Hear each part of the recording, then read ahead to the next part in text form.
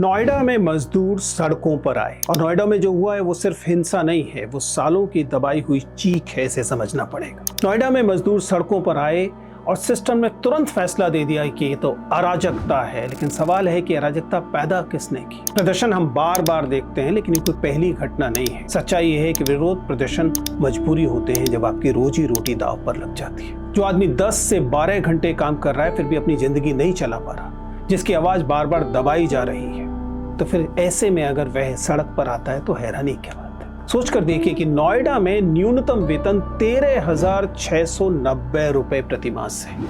13,000 रुपए में आप नोएडा जैसे महानगर में जिंदगी कैसे चलाएंगे?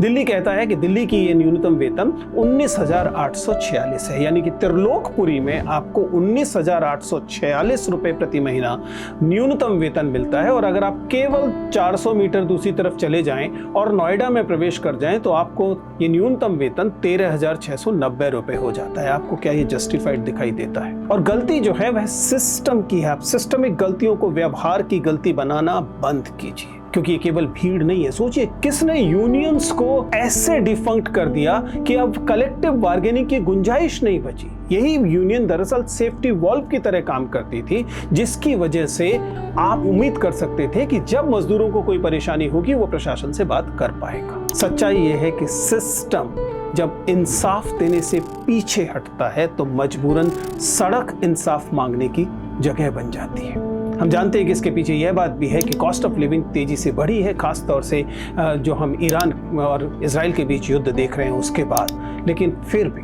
कुल मिलाकर ये जिम्मेदारी हमारी व्यवस्थागत जिम्मेदारी है। मेरी एकदम साफ राय है कि सिस्टम की नाकामी है, जिसका सीधा सबूत ये है कि जब तक ऊपर बैठे हुए लोग इस बात को नहीं महसूस करेंगे कि इन मजदूरों की परवाह करना भी हमारी जिम्मेदारी है, तब तक हमें लगातार इस किस्म की अशांति दिखती रहेगी।